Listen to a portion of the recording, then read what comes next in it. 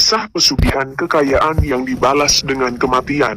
Sebelum menyimak, bila Anda belum subscribe, silahkan klik tombol subscribe dan nyalakan loncengnya untuk mengikuti saluran ini supaya tidak ketinggalan dengan video terbaru selanjutnya.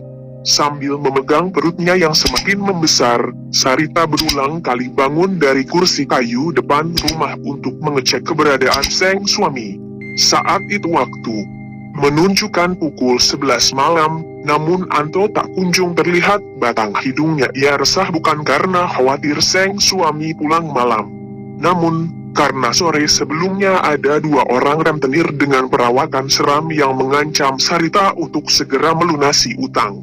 Saat Anto mulai menampakkan dirinya, ia langsung dicecar dengan pertanyaan yang tidak jauh dari penghasilan hari ini dapat berapa.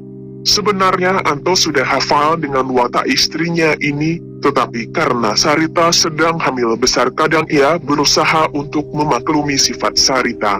"Sampai malam kamu cuma dapat 50.000 rupiah, teriaknya ia uang setengahnya kan sudah aku kasih Pak Diman untuk setoran. Kalau kayak gini besok kita makan apa?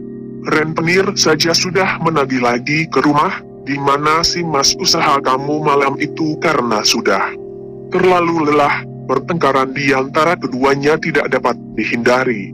Wajar saja, Anto yang bekerja seharian penuh berharap dapat sambutan manis dari sang istri malah mendapat cercaan dan teriakan yang membuat hatinya semakin gusar. Karena hal tersebut, Anto pun memutuskan untuk tidur di depan ruang tamu daripada harus sekamar dengan Sarita. Keesokan pagi benar saja apa yang dikata istrinya. Semalam, di meja makan hanya tersaji air putih, padahal biasanya sebelum berangkat kerja Anto selalu dihidangkan makanan untuk sarapan. Namun, hari itu karena tidak ingin permasalahan semakin panjang, ia pun memilih untuk langsung berangkat bekerja. Dalam perjalanan menuju rumah Pak Diman untuk mengambil angkot, Anto terus berpikir bagaimana caranya ia bisa membayar utang kepada lintah darat itu.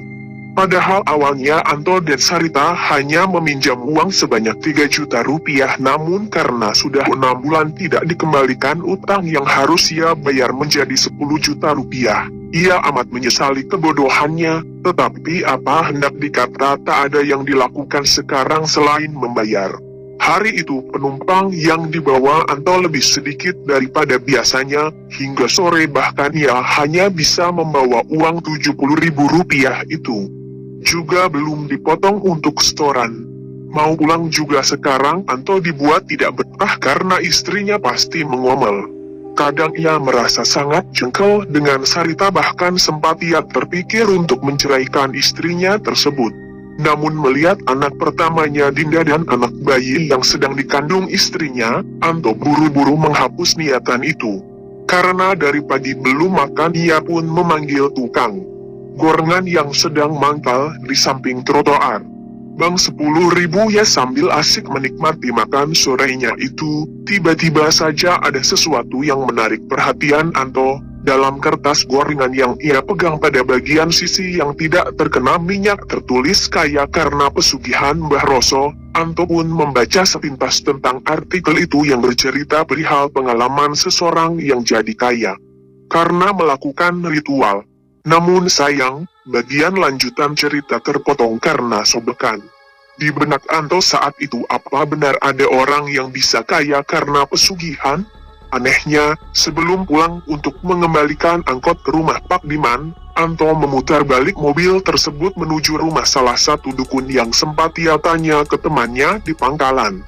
Di sana Anto meminta untuk diberi kekayaan di dalam waktu singkat, terlebih lagi bisa dapat uang untuk membayar utang.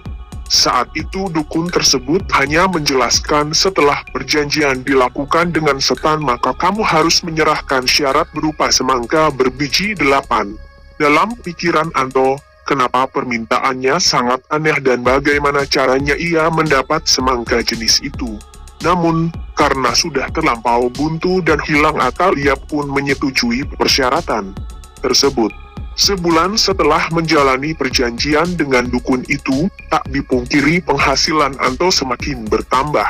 Setiap hari ia bisa membawa 600.000 ke rumah, Penghasilan juga meningkat karena Sarita membuka usaha kecil-kecilan di depan rumah dari uang yang diberikan Anto. Namun, nasib naas harus diterima keluarga mereka saat mengetahui Sarita keguguran di usia kandungan yang memasuki 8 bulan. Dari sana Anto menyadari apa yang dimaksud semangka biji 8 sebagai persyaratan pesugihan. Terima kasih sudah menyimak sampai akhir.